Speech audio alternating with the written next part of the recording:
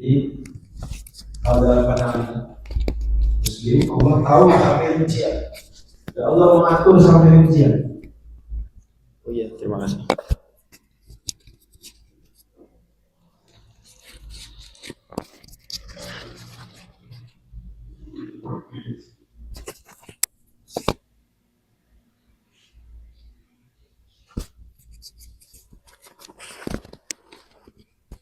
Ya, tes. Wal anda dan juga tadi udah kita sebutin ya, serikat ya.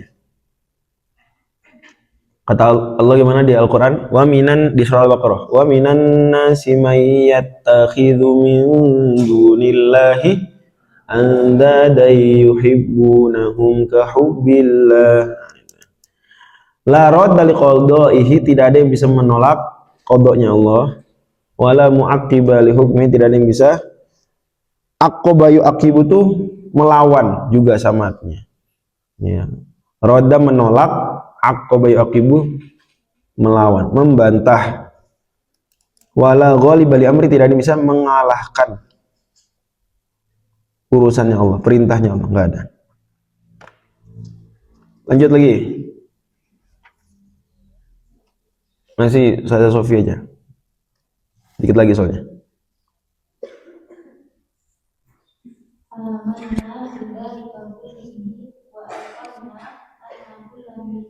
Ya, kita mengimani itu semuanya.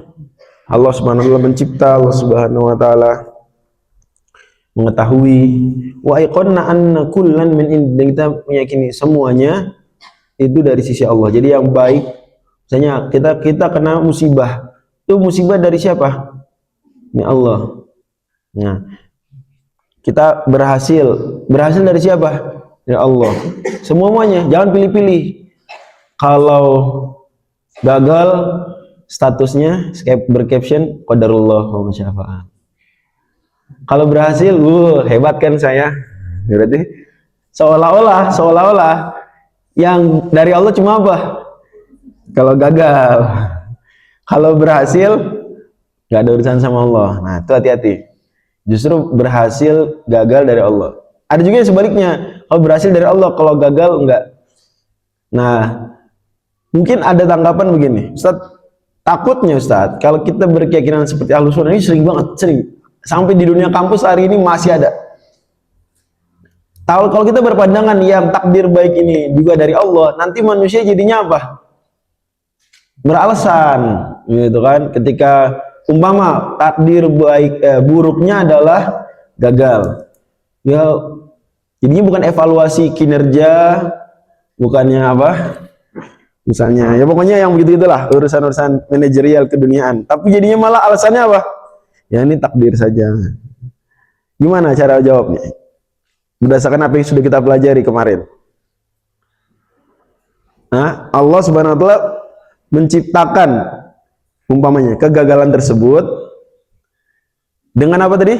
Dengan sebab. Sebabnya diantaranya apa? Ikhtiar kita, apalagi pilihan kita. Berarti ketika itu gagal, Allah wewenangnya apa? Menciptakan. Tapi sebabnya siapa yang mengusahakan? Kita. Ya, berarti kalau kita usahanya payah, nggak bisa manage dengan baik, ya berarti kita sedang menyiapkan apa? Takdir kegagalan. Kita yang silakan ya Allah, inilah ikhtiarku cuma segini, gagal. Padahal kita bisa seharusnya ikhtiar yang lebih besar lagi dan Allah ciptakan keberhasilan. Ingat konsep yang kemarin, ilmu, kitabah, terus masyiah dan khalq. Nah, berarti khalq itu sesuatu yang Allah ketahui. Allah tahu kita nanti akan ikhtiarnya payah. Ya, kita malah menyalahkan Allah dalam hal itu. Justru Allah sudah mempersilahkan, silakan. Dan kita enak loh. Kita tahu nggak apa yang akan kita lakukan besok? Nggak tahu kita. Kita tahu nggak takdir kita bagaimana nanti? Nggak tahu. Kita cuma disuruh mengikhtiarkan sebab terbaik. Ikhtiar terbaik, pilihan terbaik. That's it. Nah, habis itu baru kita mengikhtiarkan terbaik, Allah takdirkan. Kalau seandainya ada yang lebih baik ikhtiarnya, ya berarti kita harusnya menyiapkan ikhtiar lebih baik lagi. Wah, kali ini saya ada ikhtiar terbaik, ternyata gagal. Oh, karena ada ikhtiar lebih baik. Oh, besok-besok saya harus ikhtiar lebih baik daripada ikhtiar orang itu. Bisa difahami? Itu ya. Jadi coba misalnya, kalau kita jadi pemain Argentina, udah ketinggalan 1-0 sampai menit 86. Udahlah nih takdir kita lah. Wes 1 aja. Tahun Piala Dunia sebelumnya aja. Nah, ya udah, itu menyiapkan kekalahan. Tapi enggak. Yang disuruh adalah mengejar kemenangan. Meskipun kelihatan kurang dikit lagi mau habis, ikhtiar. Sebaliknya justru mungkin Inggris kepedean. Takdir kita kali ini adalah menang. Tuh lihat udah menit 86 udah 1-0. Sombong. Emang tahu kita takdir nanti? Tahu nggak? Harusnya kita terus ikhtiar terus sampai saatnya, sampai berhasil benar-benar. Nah, paham ya? Jadi harusnya keyakinan bahwa takdir buruk itu juga ciptaan. Ingat siapa? Ciptaan Allah. Jangan dilupakan, itu juga Allah mencipta sesuai dengan apa? Pilihan kita, ikhtiar kita. Memang di dunia ujian begini seperti itu. Bisa difahami ya? Nah, justru efeknya, ini efek positifnya nih. Kalau kita gagal atau berhasil dan tahu itu ciptaan Allah, maka sebagaimana di surat Al-Hadid, likaila ta'sau 'ala ma fatakum wala tafrahu bima atakum. Kita jadi tidak terlalu sedih kalau gagal dan tidak terlalu sedih kalau tidak terlalu senang kalau berhasil. Itu memberikan kestabilan emosi buat orang Islam. Ahlussunnah wal Jamaah emosinya lebih stabil. Karena ketika dia berhasil dia nggak over proud. Dan ketika dia gagal juga dia tidak terlalu down. Dia tahu ketika berhasil, oh ini ciptaan Allah. Saya cuma mengikhtiarkan. Ketika gagal, oh iya, ini memang sesuatu yang Allah takdirkan sesuai dengan ikhtiar saya. Besok-besok saya akan lebih baik lagi ikhtiarnya supaya Allah memberikan takdir yang lebih baik. Nah kayak gitu. Bisa difahami nih? Nah, jadi jangan dibentur-benturkan. Selesai pembahasan ilahiyat, istilahnya begitu ya. Jadi biasanya ini pembahasan-pembahasan terpenting dalam ketuhanan itu dibahas di awal. Sekarang kita masuk ke pembahasan berikutnya, itu hal-hal terkait dengan kenabian, nubuat. Silakan Ustazah Sarwenda Nur Subekti.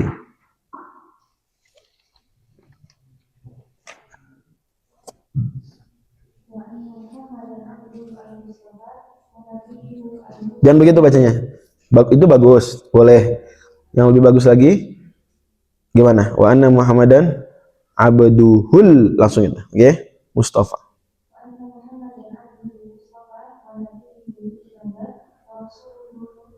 Ya, terus.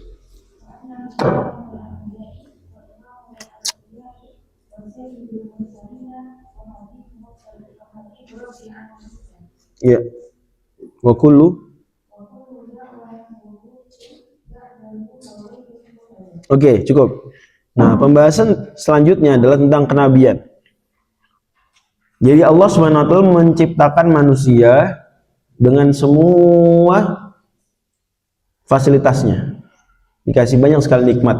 Sampai nafas saja disediakan untuk bernafas. Pokok kebutuhan manusia disediakan. Cocok sekali. Mana mungkin Allah yang begitu sayang sama kita tentang fisik kita, terus tidak sayang kepada kita tentang apa? Kebutuhan kita mengetahui moral. Gak mungkin. Standarnya mana yang lebih dibutuhkan manusia sebetulnya? Ya, moral ataukah sandang pangan papan? Mana yang lebih dibutuhkan manusia? Gak apa-apa. Jawabnya nggak harus riset ya. Sekilas saja saya mau tahu. Yang bilang kita manusia itu lebih butuh moral, angkat tangan. Oke. Yang bilang manusia lebih butuh sandang pangan papan, angkat tangan. Oke, 2, 3. 3-0, 3-1. Saya tadi 1 milih yang pertama. Jadi gini, ini konsep penting harus disadari. Manusia itu lebih butuh moral daripada sandang pangan papan. Dua-dua butuh, cuma seandainya harus milih. Ya, sederhana begini, kalau seandainya manusia ingin memakan sesuatu, kan sandang, maaf, pangan ya. Dia melihat, bukan dia lahir di dunia ini gitu ya, sadar, tiba-tiba dia udah di tengah hutan.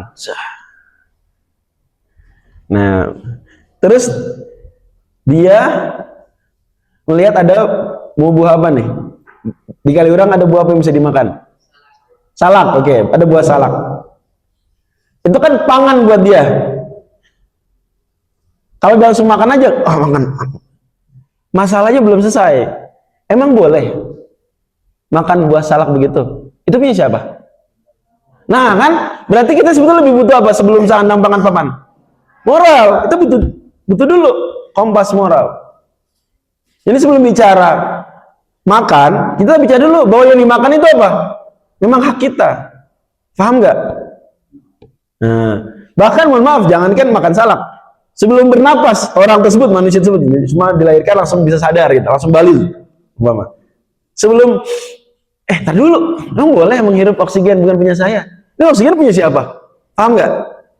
Nah, jadi sebetulnya kebutuhan terhadap moral tuh lebih besar daripada sandang pangan papan. Dan itu bisa kita lihat dalam pembahasan misalnya Ad-Daruriyatul Khams.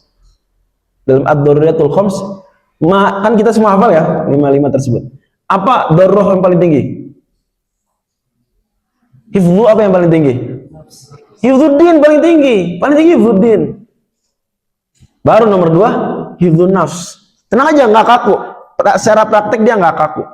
Ya, jangan kemudian dikatakan, kalau memang hifdzun nafs kalah dari hifdzuddin, ketika mau mati cuma ada makanan haram, udah nggak mau makan haram, mending mati daripada makan haram. Enggak, karena din ternyata mengizinkan makan makanan tersebut. Dalam pandangan din ya, maaf, makasih banyak satu mar. Dalam pandangan Islam, makanan tersebut berubah hukumnya jadi apa? Jadi halal, bahkan jadi wajib dimakan. Bukan cuma halal, tapi apa? Wajib dimakan. Jadi tenang aja, nggak ada yang bahaya dari mendahulukan agama daripada nyawa, nggak ada. Dalam skenario tadi, kalau ada orang, kalau agama lebih penting daripada nyawa, kalau gitu ketika ada orang mau mati, di depannya cuma ada makanan haram, dia mending mati daripada makan haram. Itu nggak tahu agama apa. Kalau agamanya yang dimaksud hifdzuddin agama Islam, maka dalam Islam makanan tadi dalam kondisi tersebut hukumnya berubah jadi apa? Wajib dimakan, bahkan dosa kalau dia suul khotimah kalau dia memilih nggak makan. Paham ya? Gitu. Nanti bisa baca uraian soal ini di Al-Qawaidul Kubro karya Imam Izzuddin bin Abdissalam. Ya, beliau gambarkan bahwa agama itu meskipun dia penjagaannya paling tinggi, tapi dia tidak semena-mena terhadap daruriyat yang lain. Poinnya adalah bahwa sebetulnya kita lebih butuh moral, petunjuk daripada sandang pangan papan. Nabi Adam diturunin. Apa kata Allah? Allah firmankan, "Qulna bitu minha jami'a." Terus? Apa itu? Itu apa itu? Sandang pangan papan apa moral? Fa imma ya'tiyannakum minni huda. Apa itu? Jadi modal pertama Nabi Adam sebelum turun adalah dikasih petunjuk. Sehingga ketika turun udah jelas, ini halal, ini haram. Paham ya? Nah, ketika surah tes baterainya habis kayaknya. Ya. Lupa dicas malam ya. Ikhtiarnya kurang.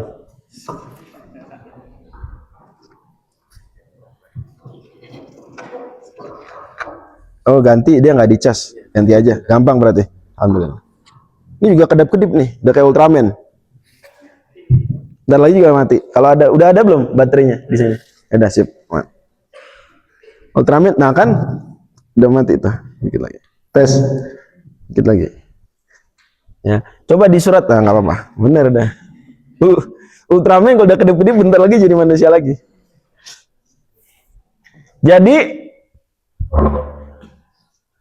di surat Ar-Rahman, coba apa dulu yang Allah sebutkan dari nikmat? Kau tuh nyebutin nikmat kan? Apa dulu disebutkan? Ar-Rahman, Alamul Quran, Quran dulu baru bahkan khalaqal insan. Masih banyak. baru nanti yang alamul bayan, baru nanti ya makanan, minuman, apa segala macam baru. Jadi lebih tinggi. Ya, terima kasih banyak. Maka manusia itu sebetulnya ketika dia sadar telah banyak nikmat dia pakai, dia akan berpikir, nih saya pakai nikmat ini siapa yang ngasih? Siapa yang ini punya siapa ini? Itu udah naluri manusia. Maka salah satu pembahasan ilmu kalam atau usul fikih yang awal-awal itu biasanya pembahasan syukrul mun'im, berterima kasih kepada pemberi nikmat. Syukrul mun'im. Baru dia mikir, wah ini mesti ada yang bikin nih. Nah, itu pembahasan itsbatus shani, menetapkan adanya Allah, adanya Tuhan. Itu satu hal yang fitrah dalam manusia. Ingat, fitrah yang dimaksud bukan otomatis Islam, tapi fitrah di sini adalah punya kecenderungan kepada kebenaran Islam. Ya, fitrah ini maksud. Jadi dia akan mencari, wah ini mesti ada yang membuat nih. Yang membuat pasti maha mengetahui. Wah bagus kok begini. Yang membuat pasti maha kuasa. Nah, jadi sifat-sifat Allah itu sudah ditetapkan berdasarkan apa? Logika manusia. Fitrah manusia mengakui Tuhan mesti paling hebat. Lah, tapi manusia tetap butuh bimbingan tambahan. Karena ternyata misalnya dia masih banyak yang nggak taunya. Ada dua cara membimbing manusia, atau beberapa cara lah, tapi yang sederhananya bisa dua. Yang pertama, Allah langsung ngajak bicara. Yang kedua, Allah bicaranya hanya kepada sebagian makhluknya. Lah, sebagian makhluknya ini nyampaikan kepada manusia. Paham nggak? Jadi dari dua cara ini, dua-duanya mungkin, bisa dua-duanya. Dulu saya ingat di grup ateis itu ada yang bilang, kalau memang Tuhan ada, kenapa Tuhan perlu ngutus nabi?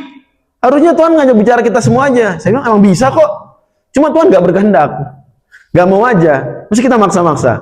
Gitu.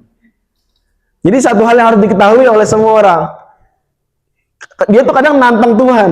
Terus kalau Tuhan nggak melakukan, berarti Tuhan nggak ada. Aneh banget. Tuhan tuh harus, Tuhan yang benar ya, dia maha berkehendak, punya sifat apa? Iroda. Masa bisa dipaksa-paksa begitu? Kalau Allah memang ada, mana harusnya dia menampakkan diri sekarang? Kan Tuhan, mana Tuhan diatur-atur? Bisa kita bilang, kalau memang dia Tuhan, dia nggak bisa diatur-atur sama Anda. Tahu nggak? Ya, kan dia bilang, kalau memang Tuhan ada, Tuhan harusnya nampakkan diri sekarang. Kita balik, kalau Tuhan ada dan memang dia Tuhan, dia nggak akan bisa diatur-atur hanya dengan omongan Anda barusan. Terserah dia. Gitu. Sama dalam hal ini, Allah bisa nggak membimbing manusia dengan mengajak bicara sama manusia? Bisa. Bisa-bisa aja. Tapi Allah berkehendak lain. Dengan sesuatu yang lebih bijaksana. Yaitu Allah berbicara kepada sebagian makhluknya. Dalam hal ini ada yang berbicara langsung pada Nabi, ada yang melalui malaikat Jibril. Oh, ini adalah ngutus manusia. Manusia ini yang kemudian menyampaikan kepada manusia-manusia yang lain.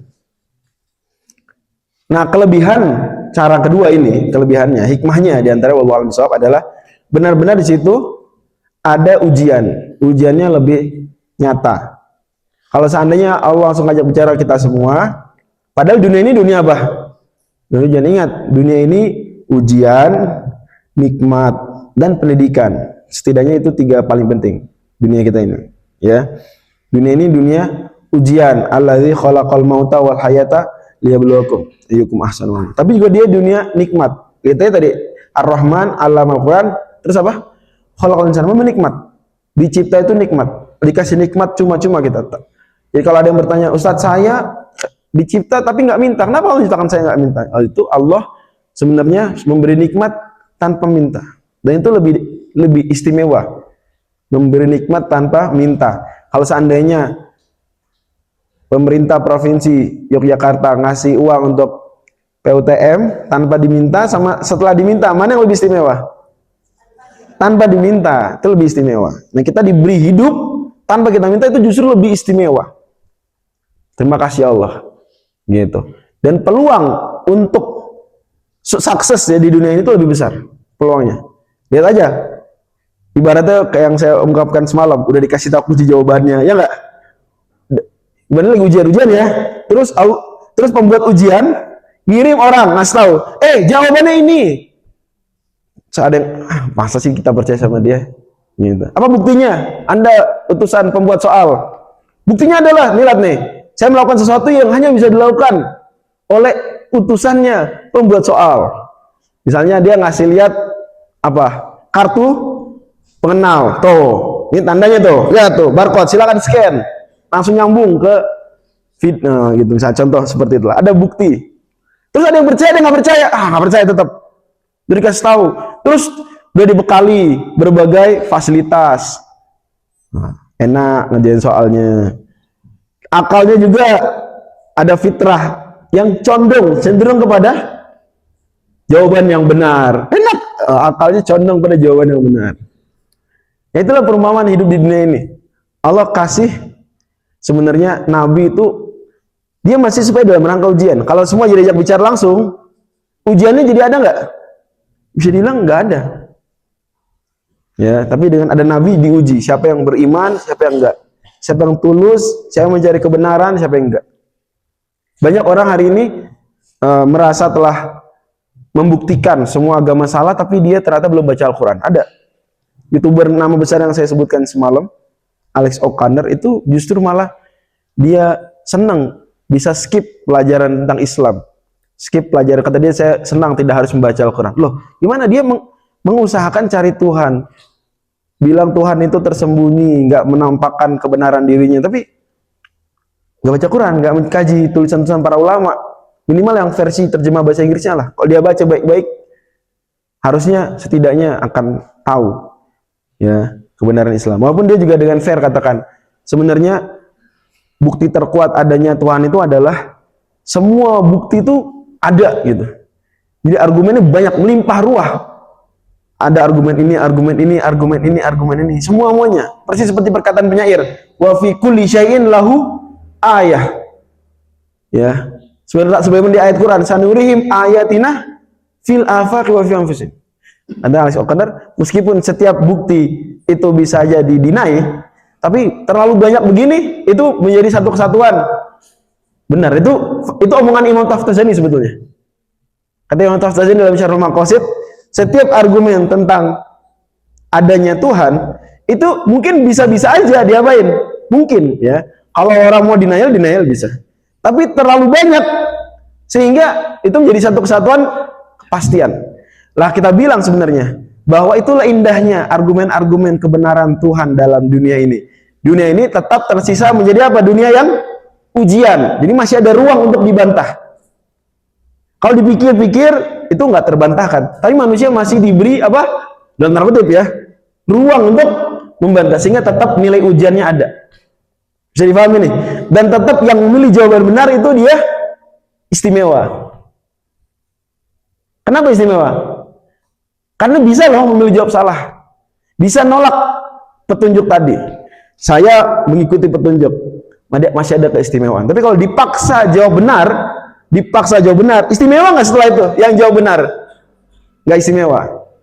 Ya, baru jawaban benar itu istimewa kalau dia nggak dipaksa. Bisa milih jawab salah.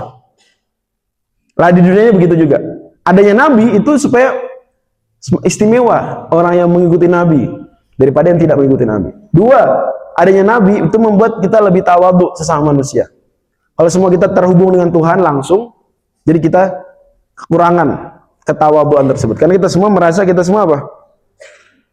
Istimewa. Setiap orang di antara kita. Tiga, keteladanan. Nggak ada namanya keteladanan. Belajar, ada nggak? PUTM juga jadi nggak ada. Kalau semua orang langsung apa? Allah ajak bicara. Nggak ada ceramah, nggak ada ceramah tuh. Nggak ada. Perlu ceramah nggak? Kalau jamaahnya sendiri udah diajak ngomong sama Allah. Perlu ceramah? Nggak perlu. Aku buat apa ceramah? Ini nggak ada tuh. Bahkan dalam urusan dunia pun nggak ada. Kampus nggak ada. Jurusan-jurusan tuh nggak ada semua itu. Fakultas kedokteran tutup. Kenapa? Semua langsung, ya Allah ajar aku jadi dokter ya Allah. Ya. Tapi juga semua orang bisa melakukan itu. Terhubung langsung. Jadi nggak ada kantor. Terus apa lagi? Jual beli juga. Jadi nggak ada. Karena semua langsung apa? Allah, ya Allah aku butuh ini. Langsung Allah ciptakan. Lah itu nggak berubah. Bukan dunia. Ujian itu. Itu nanti di mana? Kayak gitu. di surga. Bisa kok, tenang aja. Kayak gitu kan mungkin. Dalam hukum akal dia masuk ke ranah jaiz, mungkin. Bisa-bisa aja. Tapi bukan di sini. Bisa itu di surga ya, bisa. Di dunia ini kita memang sedang diuji ingin bagaimana manusia dengan satu sama lain, manusia dengan nabi, manusia dengan guru. Oke, maka itulah pentingnya nabi. Jadi diutusnya nabi menurut Ahlussunnah wal Jamaah itu tidak wajib. Ya. Fala wujuba dalam Jawhar Tauhid, fala wujuba bal bimahdil fadli. Tidak ada kewajiban bagi Allah. Tapi memang hikmah Allah itulah kebijaksanaan ada di situ. Maka sebagian Ahlussunnah misalnya Maturidiyah bilang wajibun hikmatan. Jadi wajib Allah mengutus nabi tapi dalam konteks kebijaksanaan karena itu lebih wise, lebih bijaksana. Lanjut, wa inna Muhammadan abduhul mustafa. Nabi Muhammad SAW adalah hambanya yang terpilih, al-mustafarnya al-mukhtar, wa rasuluhu dan rasulnya al-mujtaba yang terpilih juga, ya. Jadi al-mustafa terpilih, al-mujtaba terpilih juga. Oh, sinonim. Tapi yang di sebagian teks ada yang bukan wa rasuluhu, tapi apa? Ada wa aminuhu. Ada yang begini teks sebagian manuskrip itu wajar riwayat wa aminuhul mujtaba wa rasuluhul murtaba. Gitu. Kalau di sini apa ya?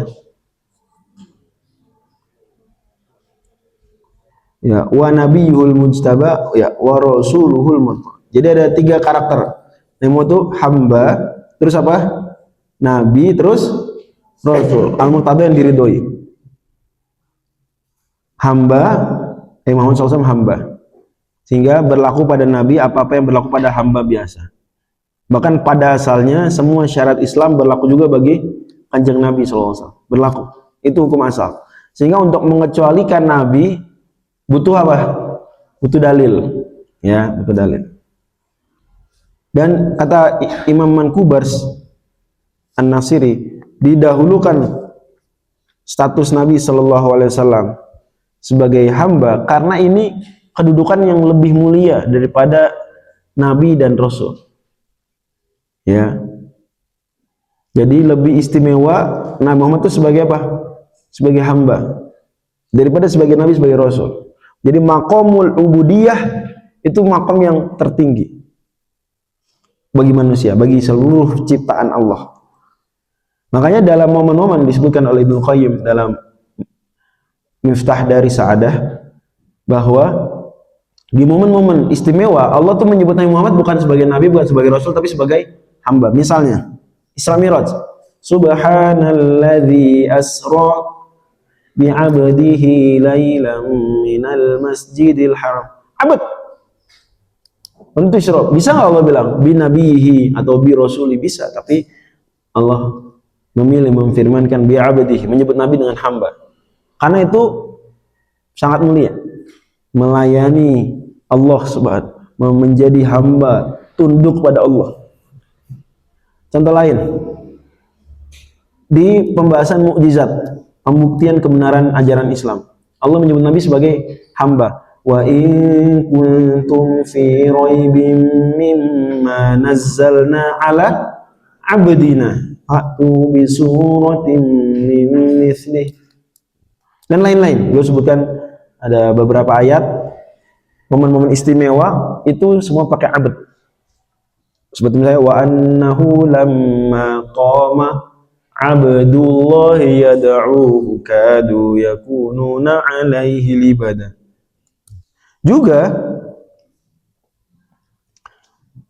tujuannya untuk, kata beliau, wa inna ma qaddamu wasfahu bil ubudiyah ala wasfihi bin nubuwati war risalah li hasmi syubhatil aridati lin nasi inda zuhuril mu'jizatin naqidati lil adati wal umuril ilahiyah allati ya'jizu anhal bashar hatta la tu'tarada li ahadin minhum syubhatun min syubhatin nasara. Supaya tidak ketika Nabi Muhammad SAW menampakkan mukjizat tidak berubah anggapan bahwa ini adalah apa? Tuhan. Jadi didahulukan abad. Kita dalam syahadatain juga ketika menyebutkan Nabi Muhammad itu biasanya wa anna Muhammadan abdu wa rasul. Enggak dibalik kan? Enggak, rasul wa abdu wa rasul. Hamba. Ya. Hamba sehingga tidak disembah, rasul sehingga tidak didurhakai. Sebagaimana diterangkan Syekh Muhammad bin Abdul Wahab dalam Al-Qawaidul Arba. Ya. Nabi Muhammad itu hamba sehingga jangan disembah. Tapi beliau juga apa? Nabi dan rasul sehingga harus ditaati. Sekarang pembahasan berikutnya, apa bedanya nabi dengan rasul? Itu ada banyak cara membedakannya, diterangkan bagus oleh Imam Al-Qadhi Ibnu Abil Izz, ya, bahwa nabi dan rasul itu mayoritas dulu, kita sebut dulu garis besarnya. Mayoritas ulama membedakan nabi dan rasul ketika dua-duanya disebutkan bersamaan. Nabi sendiri, rasul sendiri, nabi dan rasul dalam satu kalimat, maka dua-duanya punya makna berbeda. Dalilnya surat Al-Hajj. Wa ma arsalna min qablika min rasulin wala nabiyyin illa idza tamanna alqa asy-syaitanu fi umniyatihi. Di surat Al-Hajj ayat berapa tuh ya? Tengah-tengah surat. Ya.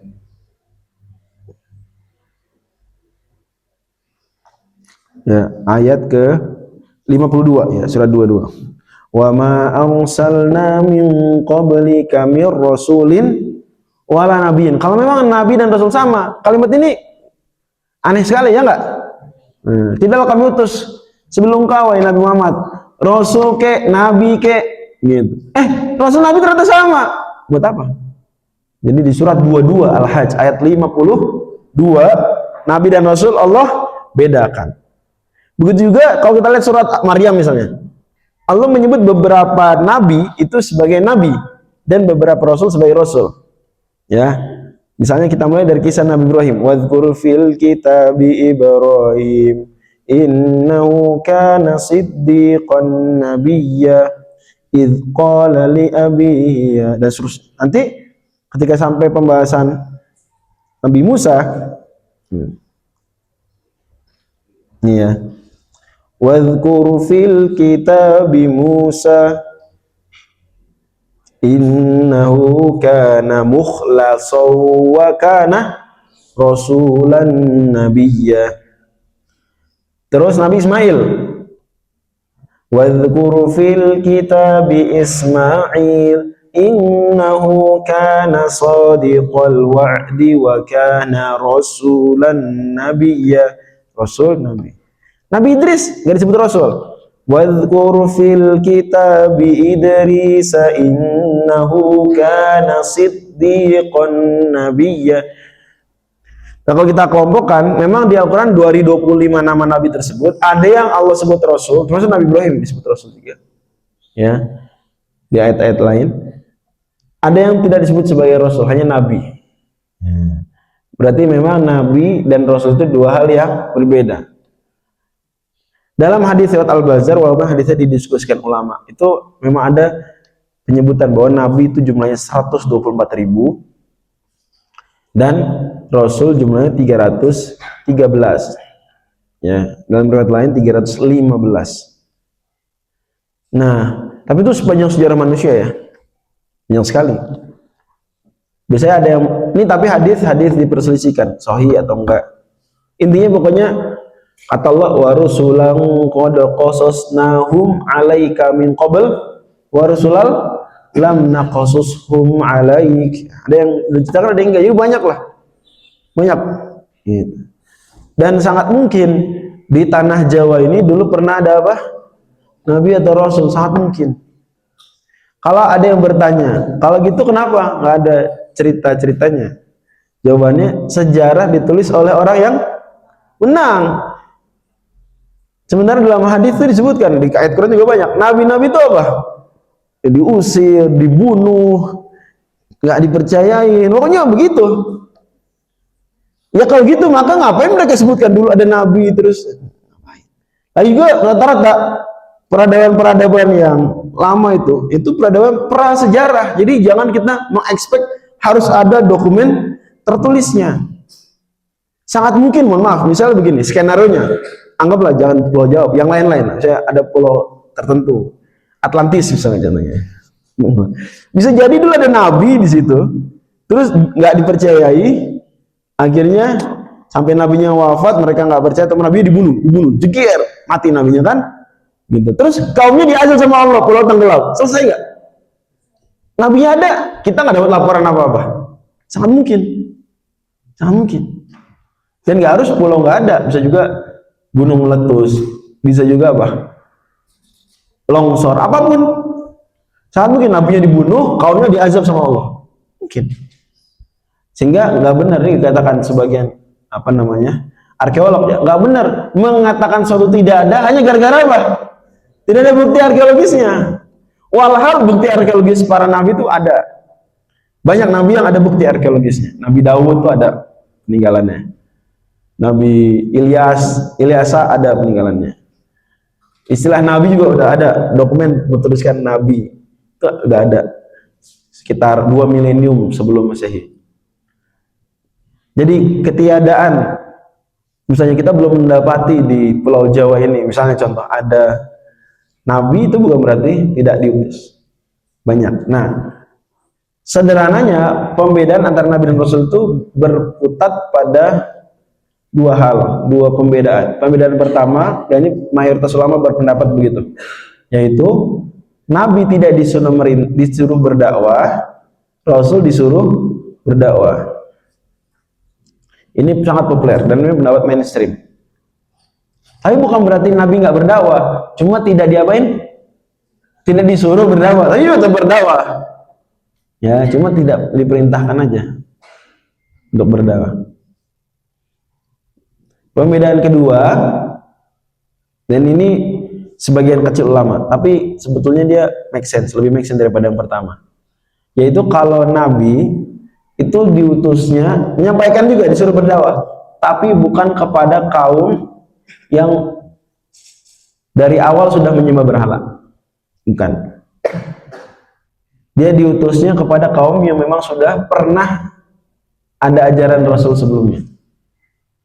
Udah baik orangnya. Tapi kalau Rasul itu dikirim kepada kaum yang belum pernah mendengar ajaran Nabi, yang kemusyrikannya udah turun temurun lintas generasi. Makanya kita bisa perhatikan Nabi Idris di ayat tadi itu disebut Nabi karena zaman Nabi Idris belum ada kemusyrikan. Menurut pendapat mayoritas ulama, Nabi Idris itu antara Nabi Adam dengan Nabi Nuh alaihissalam. Kemusyrikan baru ada di zaman Nabi siapa? Nabi Nuh. Berarti Nabi Idris itu juga Nabi Syith, anaknya Nabi Adam. Itu nabi tapi mendakwai kaumnya yang bukan penyembah berhala, bukan kemusyrikan yang dilakukan, tapi dosa-dosa aja, mengingatkan. Ibaratnya ustadz biasalah gitu, yang ngingetin saat khutbah Jumat atau ceramah, sabar, apalagi menjawab halal haram gitu. Tantangannya bukan penyembah berhala, lah gitu, itu nabi. Kalau rasul tantangannya siapa? Penyembah berhala. Nabi Musa itu rasul karena yang ngadepin siapa? Firaun. Orang-orang Mesir pun waktu itu menyembah berhala musyrik. Jadi berarti memang Rasul itu tanggung jawabnya lebih berat. Dia kayak babat alas. Nah, yang meneruskan perjuangan para Rasul itu apa? Nabi-nabi.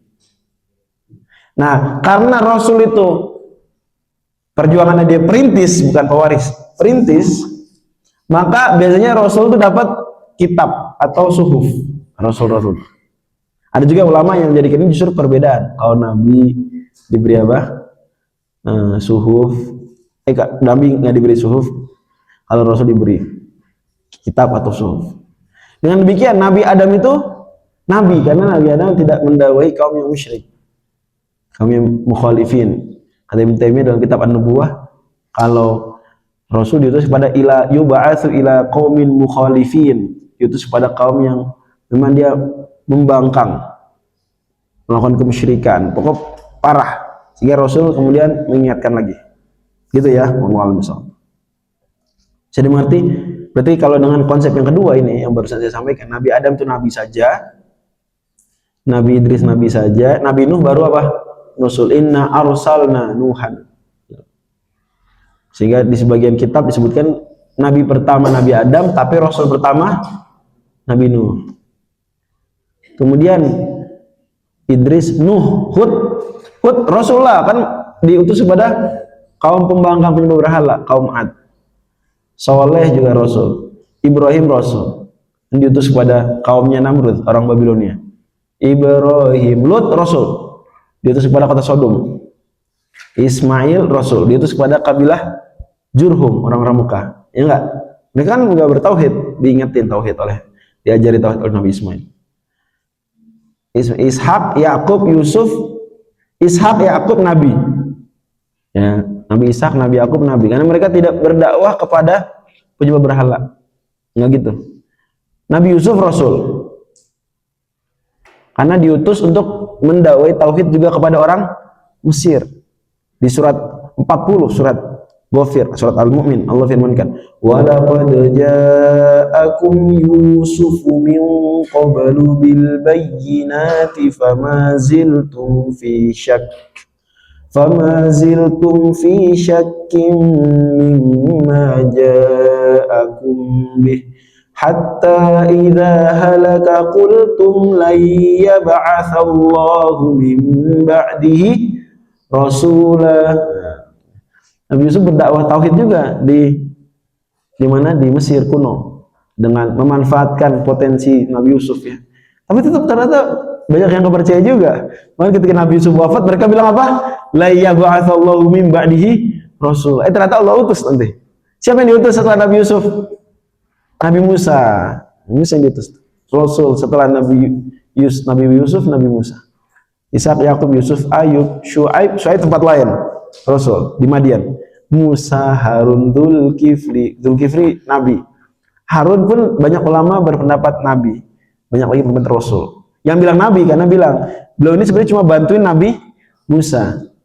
Tapi ulama yang bilang Rasul enggak, dua-duanya berdakwah pada Firaun. Lihat aja ayatnya, faqula lahu qaulal. Jadi katakanlah kalian berdua. Itu lebih kuat, Nabi Harun Rasul. Zulkifli, Daud, Sulaiman, itu nabi-nabi, Nabi Daud, Nabi Sulaiman, bukan Rasul, karena Bani Israel settle, bertauhid Bani Israel. Penyimpangan itu penyimpangan dalam hal, ya kayak orang Islam lah, orang Islam gitu, cuma ada yang menyimpang. Ya musyrik, enggak menjadi apa, fenomena umum gitu. Ya. Nah, bahkan ada dalam hadis, Bani Israel tasusuhumul anbiya. Kullama halaka nabi, khalafahu nabi. Hadis riwayat Muslim. Bani Israel dipimpin para nabi. Setiap meninggal satu nabi, digantikan nabi lagi. Ini nabi tuh, kata Imam Ahmad, para nabi Bani Israel seperti ulama umat Islam yang Muhammad. Nggak, jangan meremehkan peran para ulama tarjih. Ya. Sekaligus ulama tarjih juga nggak boleh meremehkan diri sendiri. Gitu, berperilaku seperti berperilakunya anak muda biasa, nggak boleh. Harus mutakabir dengan makna yang positif. Ya. Takabur dari gaya hidup biasa. Jadi kalau anak-anak muda yang lain seumuran teman-teman mungkin ngapain, teman-teman enggak. Saya berbeda, saya istimewa. Paham ya? Ya, harus gitu, punya mental gitu. Sama perempuan-perempuan juga sama, istimewa. Gitu, tidak. Yang lain maksiat enggak, yang lain lalai enggak lalai. Gitu. Bukan berarti enggak boleh hidup santai, ada juga, tenang aja, manusiawi. Cuma tidak benar-benar sama seperti orang biasa, harus istimewa. Memimpin. Apalagi Daud, Sulaiman, Ilyasan Nabi Ilyas Rasul, diutus kepada kaum yang menyembah berhala. Ya, sebagaimana di surat As-Saffat ya. Kemudian Ilyasa, ya Daud, Sulaiman, Ilyasa, Nabi Yunus Rasul, Zakaria Nabi, Yahya Nabi, Nabi Isa Rasul. Karena Nabi Isa membawa ajaran pembaharuan, yaitu ajaran apa? Injil. Dan Nabi Isa dakwanya lebih umum. Makanya termasuk umatnya Nabi Isa orang-orang Romawi termasuk. Sehingga sah menurut mayoritas ulama kenasranian orang non Bani Israel sah. Tetap. Kemudian Nabi Muhammad Rasul jelas. Dan lain-lain. Nabi Khidir Nabi. Ya adalah. Kita nggak tahu ada Rasul lain. Jadi dari 25 Nabi dan Rasul, bahkan nggak semuanya apa? Rasul. Wallahu a'lam.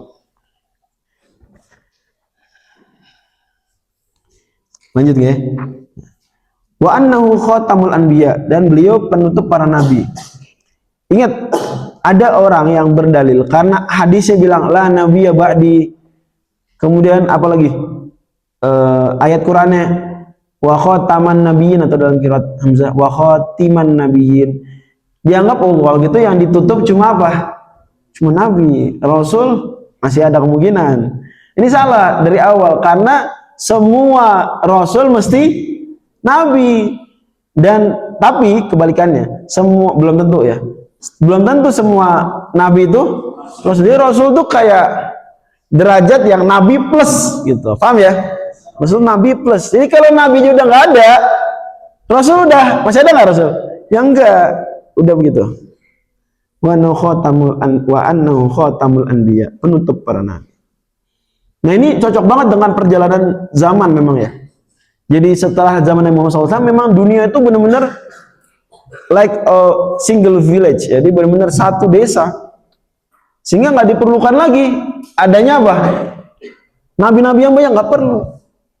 Ya memang Nabi Muhammad SAW spesial akhir zaman, zaman informasi, zaman transportasi maju gitu ya.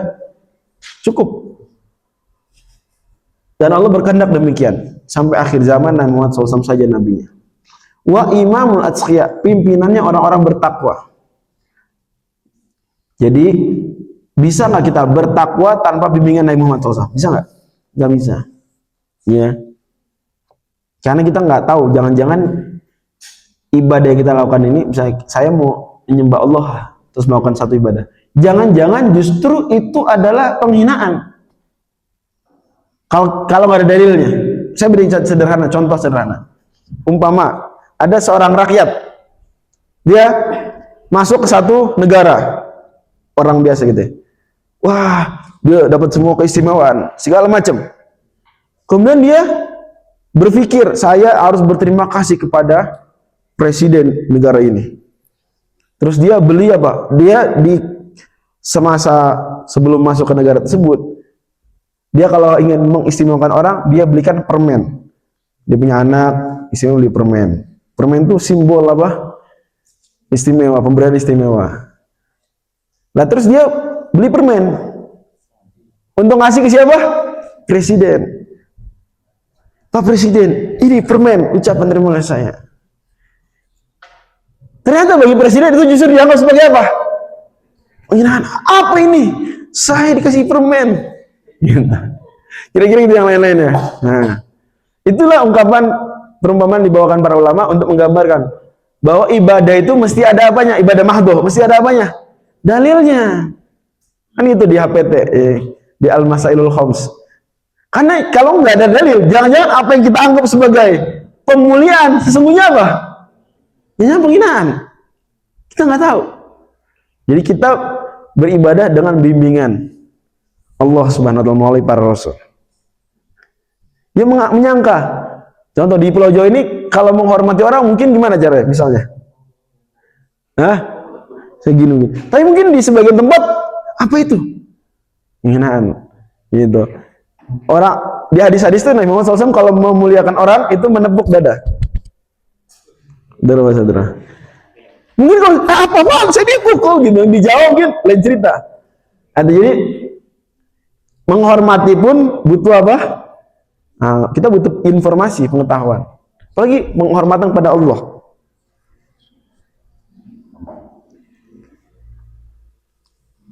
Lanjut. Wa sayyidul mursalin, Nabi Muhammad SAW pimpinannya para rasul.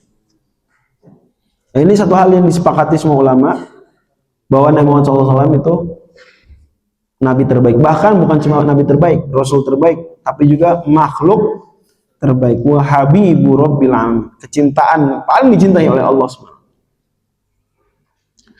Wa kullu da'watin nubuwatin, dalam teks lain, dakwah nubuwatin ba'dahu faghayyun wa hawa. Semua klaim dakwah, artinya apa?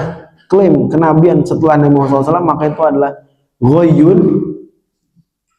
pelampauan batas, kebatilan, wahawan, dan mengikuti hawa nafsu belaka.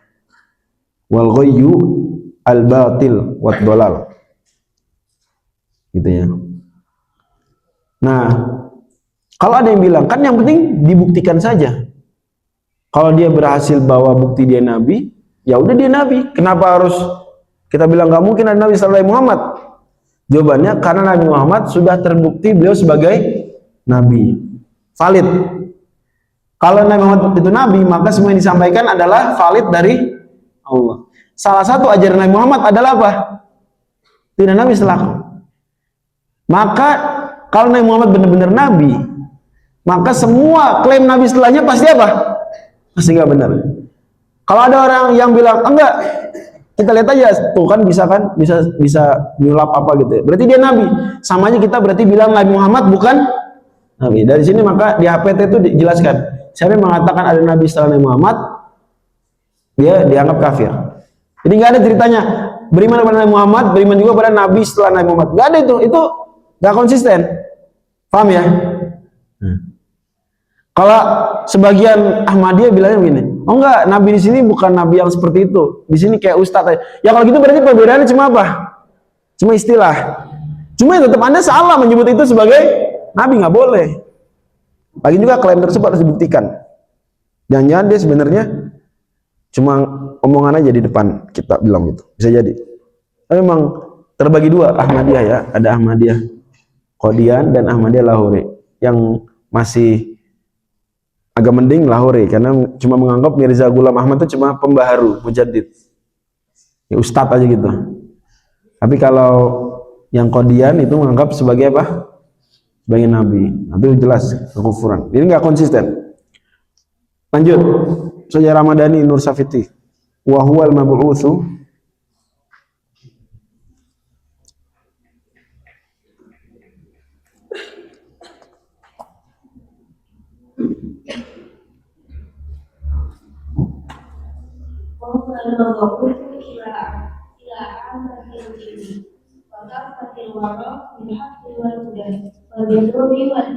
Oke, baik. Dan Nabi Muhammad diutus kepada semua jin dan semua manusia. Al-waro di sini artinya manusia. Ya, al-waro artinya apa di sini? Manusia. Ini Muhammad SAW diutus kepada jin dan manusia. Kalau kepada seluruh manusia satu hal yang clear. Walaupun ada yang mempermasalahkan, disebutkan Imam Abil Iz dalam syarah Tahawiyah beliau bahwa ada sebagian Nasrani yang berpandangan Nabi Muhammad benar nabi, tapi hanya kepada orang Arab, bukan kepada seluruh manusia. Ini juga sama, nggak konsisten kayak tadi. Kalau memang Nabi Muhammad SAW itu benar nabi, berarti semua yang disampaikan benar-benar dari Allah. Valid, benar ya. Nah, diantara yang dibawakan Nabi Muhammad adalah beliau itu apa? Diutus untuk semua manusia. Jadi nggak bisa setengah-setengah. Either beliau itu bukan nabi atau nabi untuk semua manusia. Nggak ada. Beliau nabi hanya untuk orang Arab, nggak bisa. Karena beliau tidak mengatakan itu. Beliau mengatakan diutus untuk seluruh manusia. Bisa dipahami ya. Jadi pandangan sebagai Nasrani ada hidup di masa-masa kekhalifahan Islam begitu. Ya, salah satu yang dibantai Ibnu Taimiyah dalam Al-Jawabus Shahih klaim tersebut. Jadi ada yang menganggap bahwa Nabi Muhammad ya udah Nabi Muhammad benar nabi, tapi hanya nabi untuk orang Arab. Itu malah nggak konsisten. Lebih konsisten yang bilang Nabi Muhammad bukan nabi sekalian, gitu ya. Karena kalau bilang Nabi Muhammad nabi, berarti kan semua yang disampaikan harusnya apa? Dipercayai, benar lah. Termasuk yang disampaikan Nabi Muhammad adalah beliau diutus untuk semua manusia. Ternyata Anda bilang malah apa? Cuma untuk orang Arab. Konsisten nggak? Sama aja berarti nggak percaya Nabi Muhammad. Gitu ya. Dan siapapun yang percaya ke Nabi Muhammad itu parsial, itu sebetulnya sama dengan tidak percaya. Di Al-Quran kan kita Allah bilang, afatu'minuna bi ba'dil kitabi wa takfuruna bi ba'd. Ya. Kalian ingkar sebagian, beriman sebagian. Kenapa? Kok orang yang kafir kepada sebagian ajaran Nabi Muhammad otomatis kafir pada semuanya? Karena berarti dia tidak percaya kata-kata Nabi Muhammad, semua yang kau katakan benar. Kan gitu kan? Nabi Muhammad sebenarnya bilang, makna ucapannya adalah semua yang ku sampaikan benar. Bahkan di Quran pun gitu, wa ma atakumur rasulu fakhudhu wa ma nahakum anhu fantahu. Di Al-Quran juga bilang, wan najmi idza hawa ma dhalla sahibukum wa ma ghawa wa ma yantiqu anil hawa in huwa illa wahyu yuha. Jadi kalau ada yang saya percaya ini aja, nggak percaya itu, sama aja sebenarnya dia nggak percaya Nabi Muhammad, sama aja. Jadi ingkar kafir kepada sebagian sama saya kafir kepada semua. Makanya di antara pembatal-pembatal keislaman disebutkan para ulama, nanti juga ada disebutkan Imam Tahawi, itu adalah kita mengingkari sebagian saja dari ajaran Nabi Muhammad yang clear, yang jelas, yang sudah baku. Bukan yang diperselisihkan ulama ya, tapi yang sudah baku. Misalnya apa? Ada orang bilang zina itu makruh saja. Dia nggak, walaupun dia cuma bilang makruh, ya nggak bilang mubah, bilangnya apa? Makruh. Itu sudah apa tuh? Bukan muslim, mohon maaf. Imam Suyuti dalam Al-Kawkabu Satis bukan. Jahidu mujma'in alaihi ulima daruratan fid dini laisa muslimah. Gitu. Satu hal yang clear. Imam Nawawi juga sebutkan, bahkan meskipun mengaku beriman pada yang lain-lain, ingkar pada satu saja yang clear. Misalnya mengatakan sholat subuh itu sunnah muakkadah. Apa hukumnya ini dia? Mohon maaf, bukan muslim. Karena ajaran Nabi Muhammad salah satunya, ajaran Islam salah satunya adalah semua ajaran Islam itu benar. Kalau ada yang bilang, dia bilang sebagiannya salah, sebagiannya nggak dipercaya, berarti sama aja menolak Islam. Paham ya? Sepaket. Tapi ini hanya dalam hal-hal yang istilahnya ma'lumun minad dini biddarurah. Suatu yang ijma, dan ijmanya terang benderang. Ini bukan hal yang diperselisihkan. Seperti kewajiban sholat 5 waktu, seperti apa lagi? Seperti haramnya perbuatan zina. Bahkan bagi Darul Ifta Al-Misriyah Mesir itu ada fatwanya, Syekhona Rafiq. Itu ada fatwa bahwa mengingkari kewajiban jilbab itu sama saya mengingkari yang maklumun minad din biddarurah. Karena satu hal yang crystal clear dalam Islam, bahwa perempuan wajib untuk rambutnya gitu ya. Wallah. Itu poin pertama. Jadi mabu'uts ila kaf amatil jin wa kafatil wara. Dari kalimat ini. Bagaimana dengan jin? Dari mana dalilnya Nabi Muhammad diutus pada jin? Ya, surat Al-Jin dan ayat-ayat lain ya. Gitu, bahwa Nabi Muhammad memang diutus kepada jin juga. Nah, ulama beda pendapat. Apakah jin ada rasul, ada nabinya atau enggak? Mayoritas ulama berpendapat tidak ada rasul atau nabi bagi jin, enggak ada. Yang ada cuma ustaz-ustaz aja. Ulama-ulama. Para pendakwah. Sebagaimana di Al-Quran. Wa idh sarafna ilaika nafaran minal jinni yastami'una al-Qur'an falamma hadaruhu qalu ansitu falamma qudiya wallaw ila qaumihim munzirin. Pemberi peringatan. Munzirin. Sebagai dai, pendakwah. Gitu ya. Nah, ini pendapat bahkan Ibnu Abbas yang mengatakan.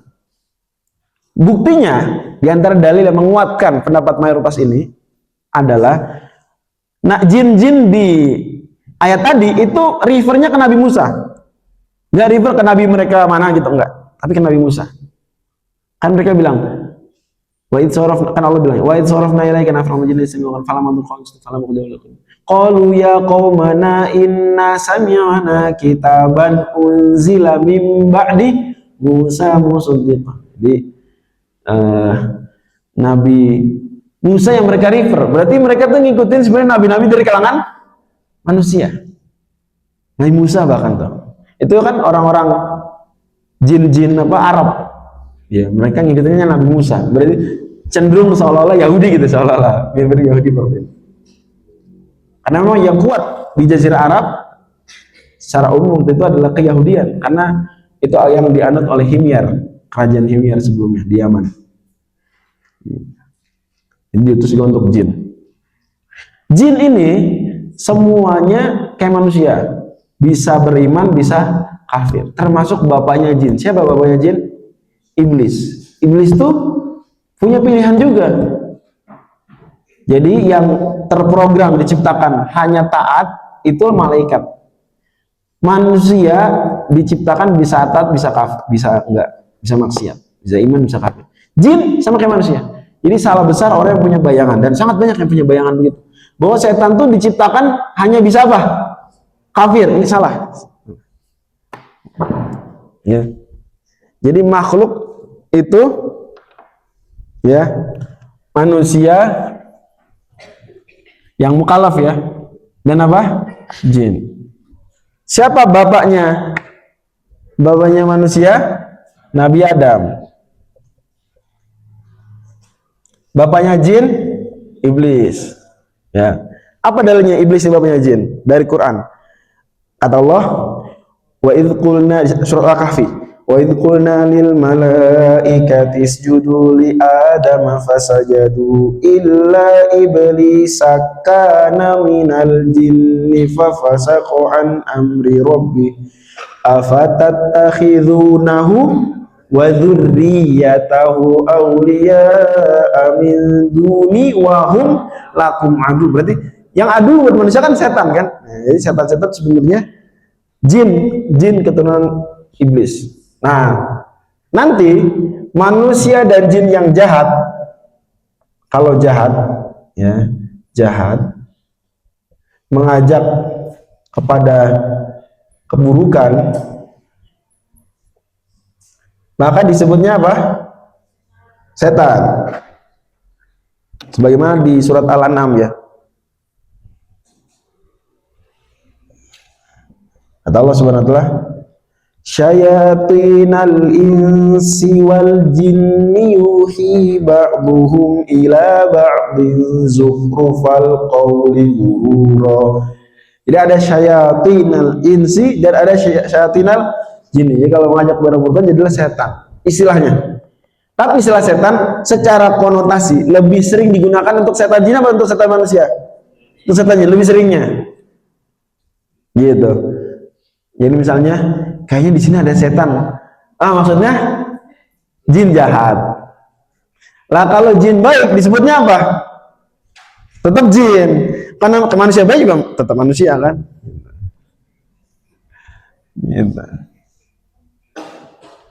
Nah, iblis itu sebenarnya punya peluang untuk, maksudnya dia bisa milih baik buruk juga bisa.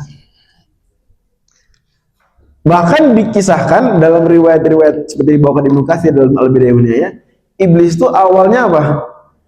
Baik bersama malaikat, tapi kemudian dia hasad kepada Nabi Adam, dengki gitu. Maka hati-hati. Ya, Syekh Rafiq ya, dengki itu harus dijaga nih di antara tolabah. Bisa menjadikan orang tuh berbalik hanya gara-gara dengki. Nah. Jadi bisa memusuhi dakwah hanya gara-gara dengki. Jadi dia nggak senang nih lihat temannya dia sukses dalam dakwah. Dan dia nggak, saya memusuhi dakwah. Jadi pemusuh dakwah. Abu Jahal itu sendiri mengakui bahwa beliau sebenarnya tahu Nabi Muhammad itu benar. Tapi kata Abu Jahal apa? Bani Makhzum, Bani saya dan Bani Hashim itu saing-saingan. Mereka punya apa, kita juga punya. Sekarang Bani Hashim punya nabi. Dari mana kita punya nabi? Abu Jahal. Nggak mau beriman hanya gara-gara apa? Nggak mau mengakui kekalahan baninya. Tuh hati-hati. Yahudi pun begitu. Karena dengki, jadi kekafiran yang dilakukan. Jadi iblis tuh memilih jalan kesesatan sendiri. Ya. Bahkan sampai harusnya ya, kan kalau Nabi Adam bersalah, doanya apa? Rabbana dzalamna anfusana. Salah, ngaku salah. Kalau iblis begitu salah, justru apa? Nyari-nyari pembenaran. Ana khairu minhu khalaqtani min nar wa khalaqtahu min tin. Justru malah menantang. Fa bima aghwaytani la uzayyinanna lahum fil ardi wal ughwiyannahum ajma'in. Aku sesatkan keturunan Nabi Adam ini. Itu berdoa, ya Allah, panjangkan umurku sampai hari kiamat. Rabbi anzirni ila yaumi yub'atsun. Nah, jadi iblis umurnya panjang. Sampai sekarang iblis masih hidup. Jadi nggak pernah apa? Ada manusia tuh iblis ya kira-kira gampangnya, sederhananya, tahulah cara-cara kelemahannya. Karena iblis ini pengalaman menggodanya udah bermilenium-milenium. Adapun jin-jin bawahannya, maka itu umurnya panjang tapi bisa meninggal sebelum kiamat. Panjang juga, cuma bisa meninggal. Gitu ya. Jadi bisa jin mati itu bisa. Ustaz Faizar juga tuh suka ngeruqyah kadang-kadang jinnya mati. Ya, bisa. Setan ya, jin jahat. Ya.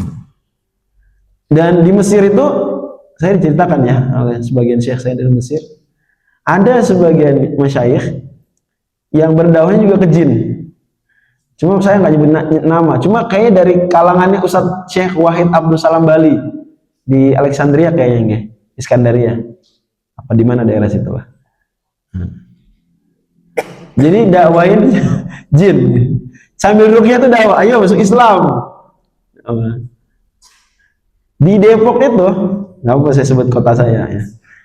Itu saat rukyah, salah satu ustadz pernah jinnya bilang, saya mau belajar Islam di mana?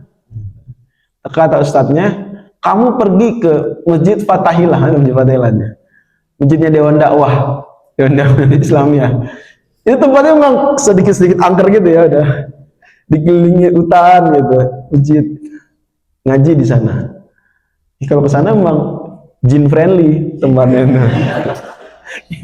Maksudnya nggak tengah ramai gitu, nggak. Tempatnya kayak mungkin di Kaliurang kira-kira cocok ya, Atakwa. Nah, gitu. Kan jin suka yang apa ya, sepi-sepi ya gitu ya. Allah, jin friendly. Jadi bisa. Bahkan ada hadis-hadis, ini cari di buku-buku kisah-kisah riwayat ya. Hadis-hadis yang diriwayatkan dengan sangatnya dari jin. Nah, jadi nyebrang lintas generasi panjang tuh, sangatnya Ali. Karena tiba-tiba skip manusia umur pendek, ngambil apa? Jalur jin. Cuma dalam riwayat itu nggak sahih kalau ada riwayat jin. Kenapa kira-kira nggak sahih? Ayo. Oke, yang bisa dibuktikan. Apalagi? Majhul. Nah, coba. Siapa namanya? Ada nggak tuh di Tahdhibul Kamal? Di takrib nggak ada. Majahil nggak diterima. Ya, Allah alam. Kan kita mesti ngeliat dong, dia sehari-harinya gimana perilakunya ya nggak? Periwayat hadis begitu dicek perilakunya sehari-harinya, pakaiannya, cara berjalannya, makannya. Nah, Nabi Muhammad diutus bil haqqi wal huda wa bin nuri wad diya, membawa ajaran yang benar, membawa petunjuk dan membawa bukti. An-nur dan diya di sini dimaksudkan bukti. Nah, ini membawa kita pada pemahaman konsep bukti para nabi. Sederhana bukti para nabi itu banyak. Cuma yang paling mudah itu apa?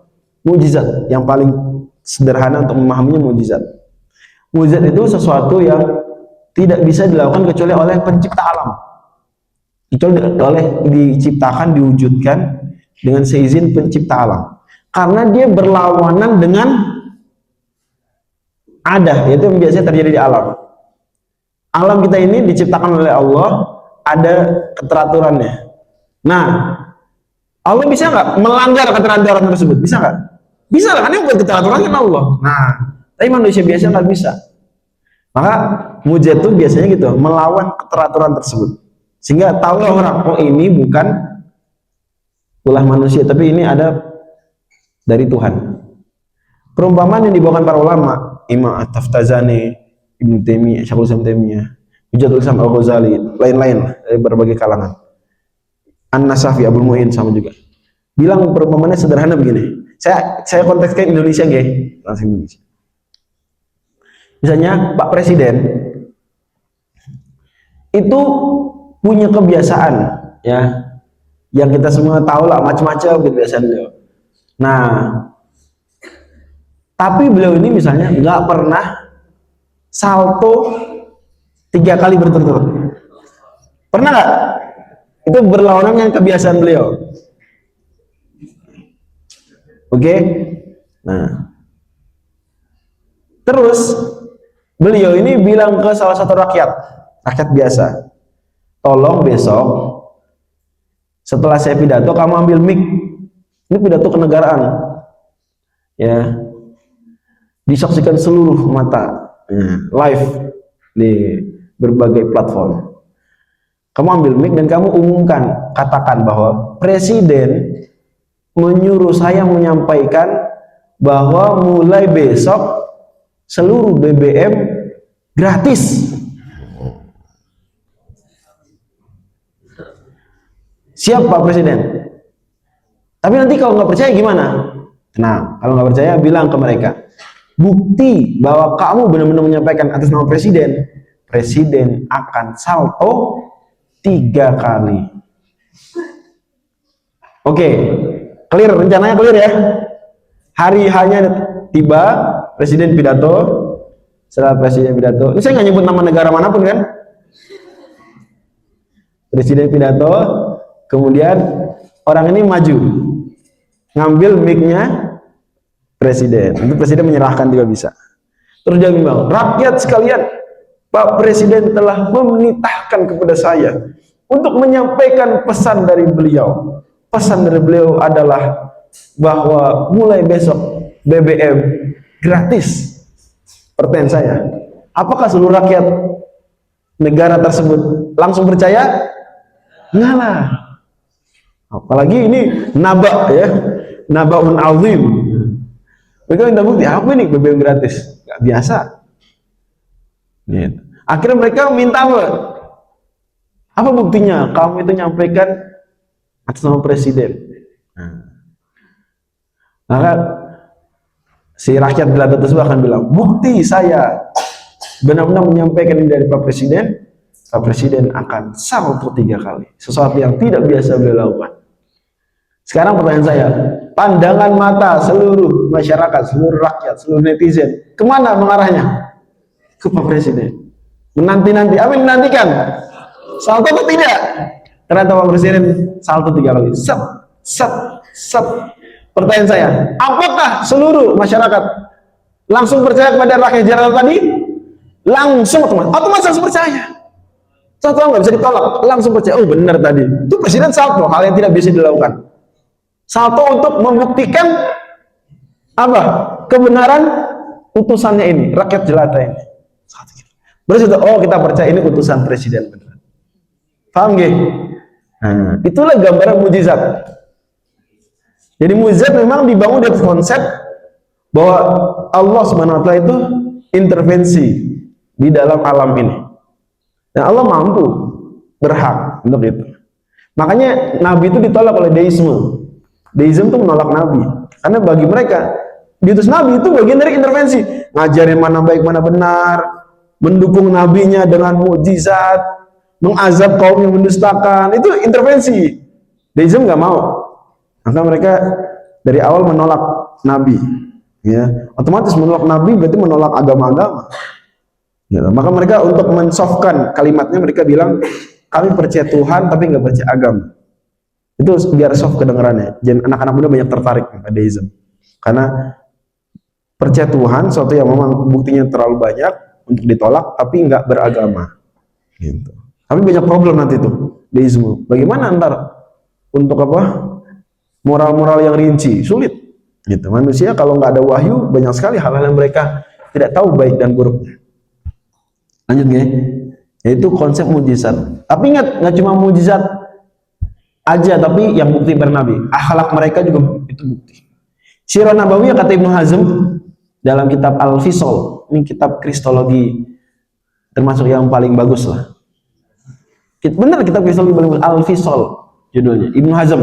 Dan beliau layak untuk melakukan itu karena beliau tinggal di Andalus, head to head langsung dengan Nasrani, sangat kuat ke Nasrani waktu itu di Andalus, head to head. Ya. Nah di situ beliau katakan Sirah Nabawiyah itu salah satu apa? Bukti terbesar kenabian Nabi Muhammad SAW. Sirah Nabawiyah. Silakan baca Sirah Nabawiyah. Makanya Allah bilang di surat Al-Mu'minun, amlam ya'rifu rasulahum fahum lahu munkirun. Apa mereka belum kenal rasul mereka sampai mengingkari? Pemahaman kebalikannya, kalau kita mengenal dengan baik rasul kita, kita tidak akan mengingkari beliau. Gitu ya. Nah. Lanjut. Ustazah Khonsa Asfa Zafaroni. Setelah membahas tentang Tuhan, ilahiyat Allah, membahas Nabi, sekarang membahas Al-Quran, kitab suci. Gitu urutannya. Silakan. Qala musannif rahimahullah ta'ala wa innal qur'ana kalamullah minhu badala kaifiyatin qawlan wa وأنزله على رسوله وحيا وصدقه المؤمنون على ذلك حقا وأيقنوا أنه كلام الله تعالى في الحقيقة ليس بمخلوق ككلام البرية فمن سمعه فزعم أنه كلام البشر فقد كفر وقد ذمه الله وأوعده عذابه بسقر حيث قال تعالى سأصليه سقر فلما أوعد الله بسقر لمن قال إن هذا إلا قول البشر علمنا وأيقنا أنه قول خالق البشر ولا يشبه قول البشر. Oke, sip, barakallahu fik. Ya. Kata Imam At-Tahawi, wa annal Qur'ana kalamullah. Quran adalah firman Allah. Ini kesepakatan di antara Ahlussunnah wal Jamaah semuanya. Al-Quran kalamullah. Ya. Ini Allah Subhanahu wa taala memfirmankannya. Bukan Allah Subhanahu wa taala menciptakannya. Karena kalam itu ya firman, ucapan, bukan ciptaan. Allah firmankan di surat Al-A'raf ayat 54, ala lahul khalqu wal amr. Allah punya khalq, makhluk, dan punya amr. Amr itu wahyu. Al-Quran itu termasuk dari amrnya Allah. Lagian Allah Subhanahu wa taala firmankan di Al-Quran, innama amruhu idza arada syai'an an yaqula lahu kun fayakun. Jadi Allah kalau mau mencipta, Allah memfirmankan kun. Ya. Kalau firman itu ciptaan, kata Imam Syafi'i, kalau firman Allah itu ciptaan Allah, berarti sebelum Allah mencipta misalnya planet bumi, Allah memfirmankan kun. Lah, firman kun ini mencipta juga, berarti untuk menciptakan kun Allah butuh memfirmankan kun sebelumnya lagi. Lah kun ini kalau dianggap sebagai ciptaan lagi, ciptaan juga, maka butuh apa? Maka Allah akan memfirman kun lagi. Terus tanpa apa? Ujung-ujungnya bumi nggak ada. Akan ada tapi lama atau nggak akan ada? Nah, untuk menciptakan bumi, Allah memfirmankan kun. Tapi firman kun ini makhluk, ciptaan juga. Jadi untuk menciptakan firman kun, Allah memfirmankan kun. Untuk menciptakan firman kun ini, Allah menciptakan kun. Dan untuk menciptakan kun ini, Allah memfirmankan kun. Untuk menciptakan, begitu terus sampai ujung. Gak ada ujungnya ya, gak ada ujungnya. Pertanyaan saya, berarti bumi gak akan ada, atau akan ada tapi lama? Betul, nggak akan ada. Ini sama seperti pembuktian tentang Tuhan. Manusia diciptakan dari apa? Manusia diciptakan. Bisa ada ujungnya. Kalau nggak ada ujung, selalu diciptakan oleh sebelum diciptakan. Maka manusia nggak akan pernah ada. Contoh lain, ya. Saya misalnya bilang bahwa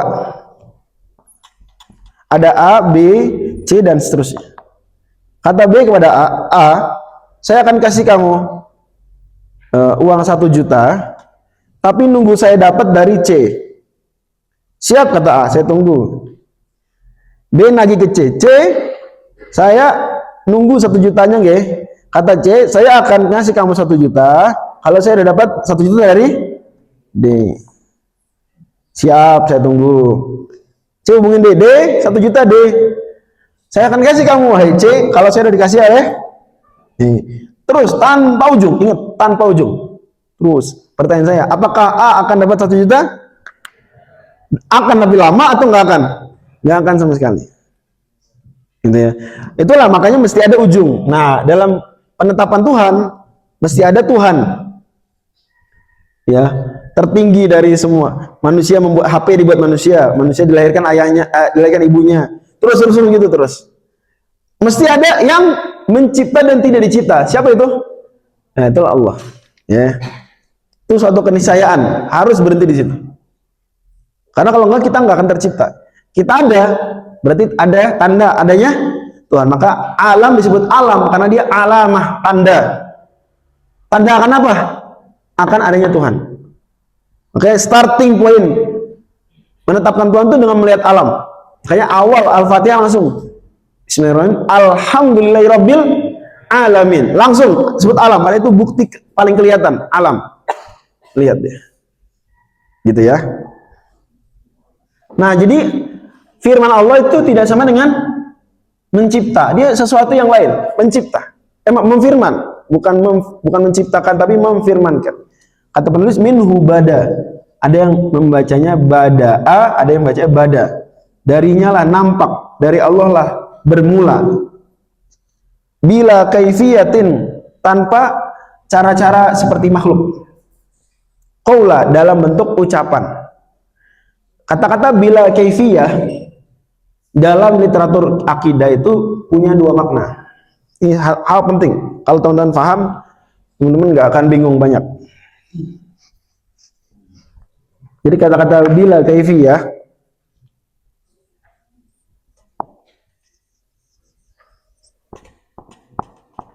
itu maknanya dua. Nanti kita akan dapati ulama menggunakan dua-duanya. Kan ada yang ini, ada yang itu. Pertama, kaifiyah di sini maksudnya hakikoh.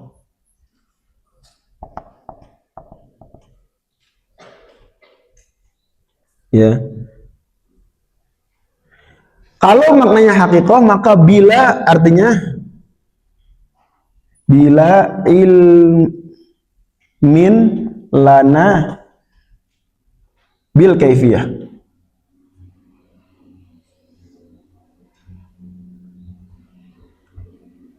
Bil kaifiyah.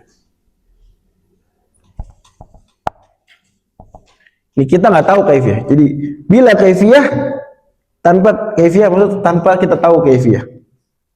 Karena nggak mungkin tidak ada hakikohnya. Oke. Tapi yang kedua, kaifiyah di sini kaifiyah maknanya dalam ilmu makulat. Yaitu misalnya bentuk, atau misalnya apalagi ukuran dan lain-lain yang seperti manusia. Allati tushbihul takhtassu bil makhluqat. Takhtassu bil makhluqat.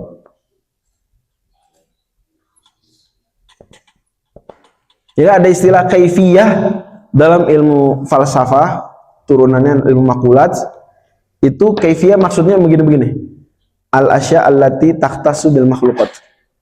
Seperti ukuran, bentuk, itu kaifiyah. Ya. Kan makulat ada 10. Nah, salah satunya makulat kaif.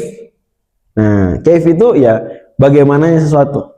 Itu ya bentuknya, warnanya, ukurannya. Nah, kalau yang seperti ini maka bila kaifiyah yaitu ya udah bila kaifiyah. Sudah, mungkin saya sederhanakan bila kaifiyatin na'lamu aja di sini. Di sini bila kaifiyatin na'lamuha, bila kaifiyatin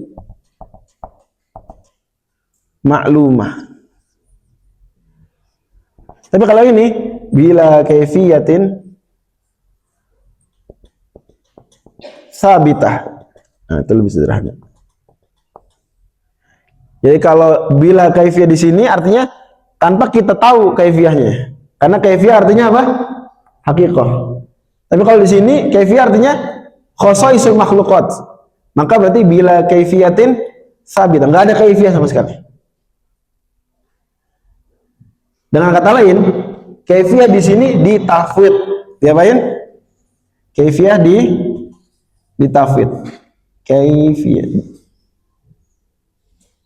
Kaifiyah ditafwid. Tafwid itu diserahkan wallahu alam, Allah yang tahu lah. Ditafwid. Kalau di sini kaifiyah diapain? Nah, dinafikan. Nah, silakan. Manapun yang dimaksudkan itu benar.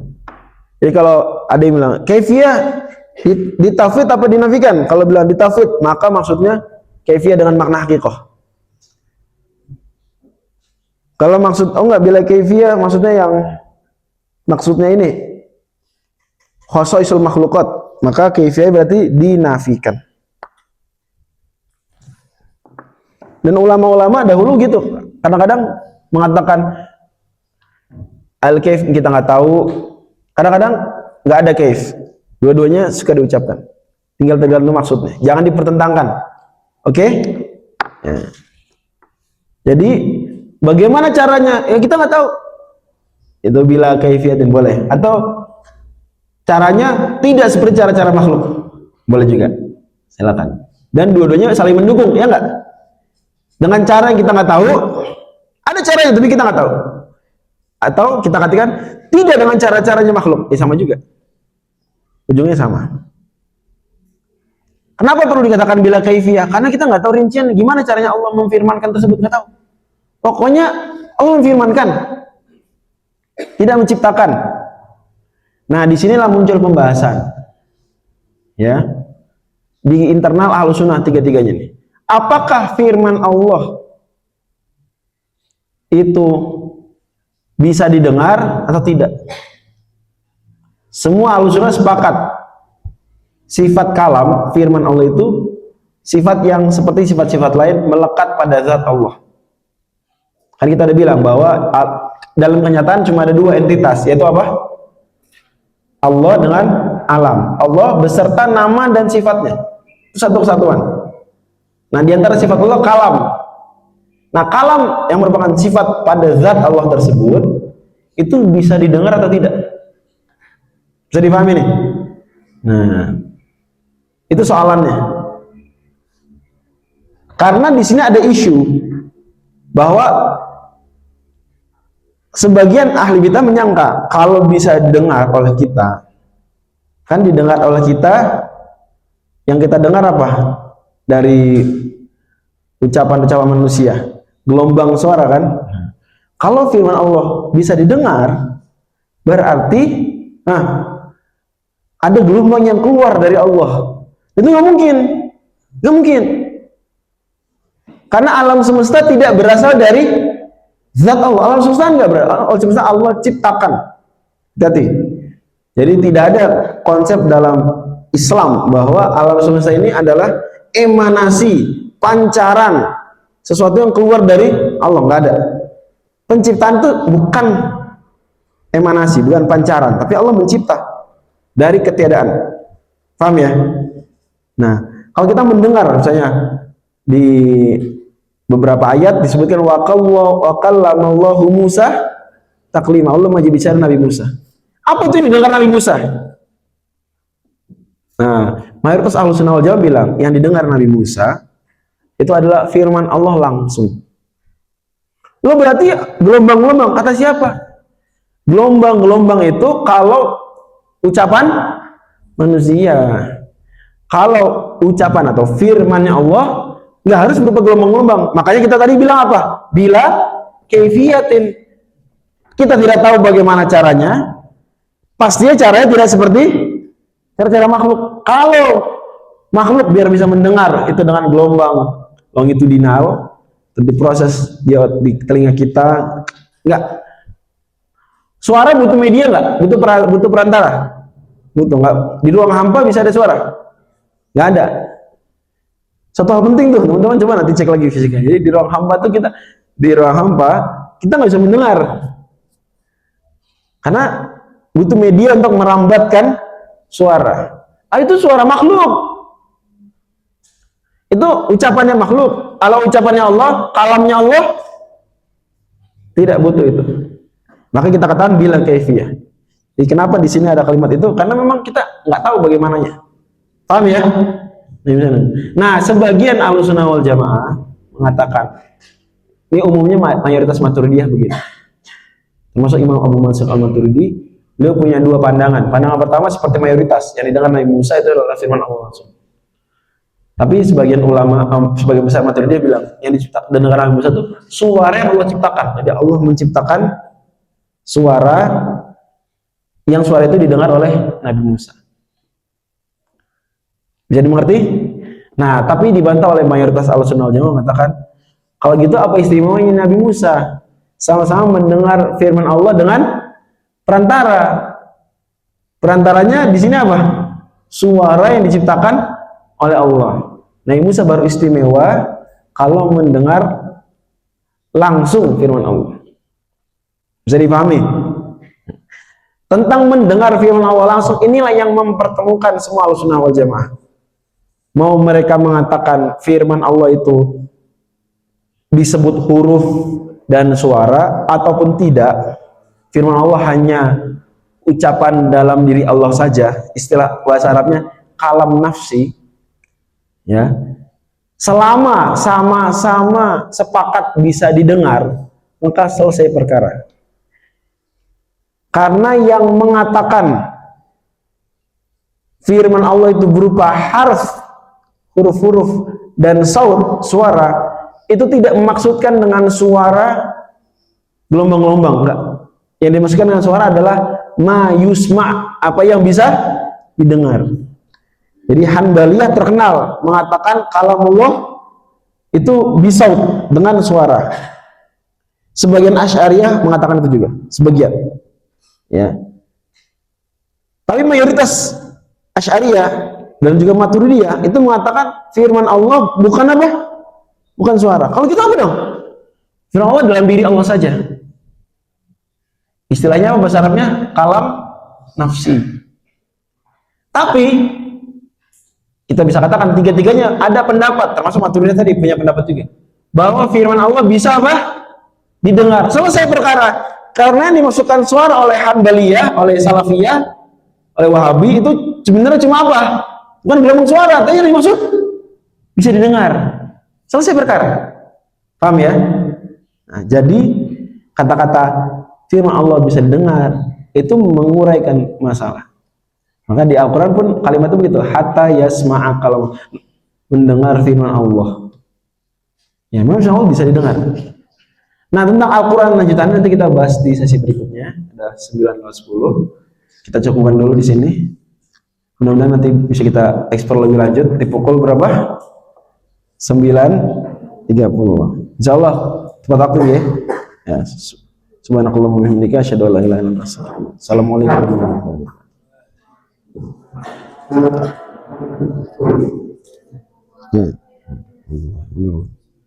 Itu memang ritualnya setiap kelas. Jazakumullah khairan ya Ustaz. Ada kayak gitu.